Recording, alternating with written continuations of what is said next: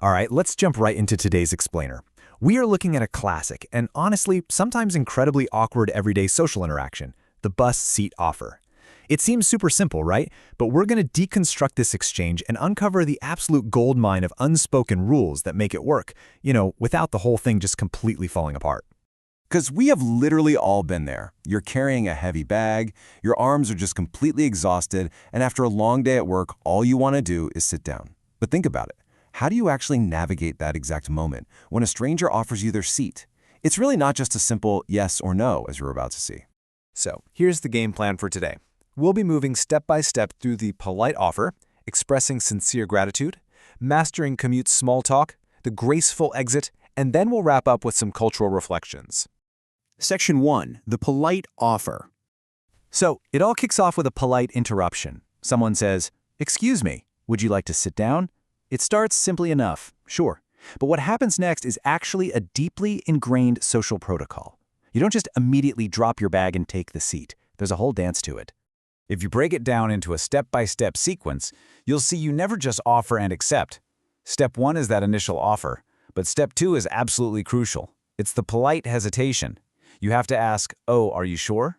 And that naturally prompts step 3, the reassurance, where they say something like, "Please go ahead." This specific 3-step flow, that is exactly what prevents the whole interaction from feeling purely transactional and cold. Section 2. Expressing sincere gratitude. Now, that initial hesitation we just talked about, saying, "Oh, are you sure? I don't want to take your seat," that actually proves the receiver is considerate, and it sets a remarkably warm tone for the rest of the exchange. They aren't just snatching up what's offered, they're actively showing empathy for the person giving up the seat. And look at how the speaker stacks their phrases of gratitude here. They don't just give a quick, mumbled thanks. They start with, "That's really kind of you," then layer it with, "Thank you so much," provide a relatable reason, "It's been such a long day," and cap it all off with, "I really appreciate it." This kind of layering technique is literally the secret to making your gratitude feel undeniably sincere. Section 3. Mastering commute small talk.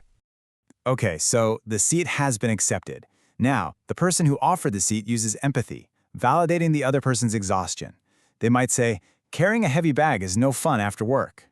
And just like that, boom, you've got an instant, genuine connection between two total strangers. And drawing a comparison between the two people keeps the momentum going perfectly. You might have the regular commuter saying, "Most days, yeah, it's not too bad once you get used to it," which naturally prompts the temporary rider to share their own situation, like, "Usually I drive, but honestly the bus isn't as bad as I expected." This easy, back-and-forth comparison is basically the engine of great small talk. Now, during that little exchange, the temporary rider might mention their car is in the shop. If you aren't familiar, this is a super common everyday phrase you'll hear when someone's vehicle breaks down and is at the mechanic being repaired. It's just a really compact, universally understood way to explain why your commute routine suddenly changed. Right. And the regular commuter immediately points out the bright side. Hey, at least you don't have to deal with parking. Pointing out the bright side or finding the positive aspect of a negative situation is a fantastic small talk strategy. It keeps the whole interaction feeling uplifting and pleasant rather than turning into a complaint session. Section 4. The graceful exit. So the ride is ending, and the absolutely crucial point here revolves around one simple magical word: anyway. When someone says, "Anyway, this is my stop," it acts as the perfect, natural transition to signal that the interaction is wrapping up. It gently interrupts the flow of small talk to announce a departure, which completely removes any suddenness or awkwardness from the goodbye. Then you get this rapid-fire volley of parting phrases. "Hope the rest of your ride is easy. Thanks again. Seriously, have a great evening. You too. Take care." They're just bouncing these well wishes back and forth, leaving absolutely zero room for awkward silences. It ensures both parties walk away feeling great. Honestly, it's a masterclass in how to wrap up a quick chat. Section 5. Culture Reflections. To wrap up this explainer, I really want to leave you with a thought. Language is deeply, fundamentally tied to culture.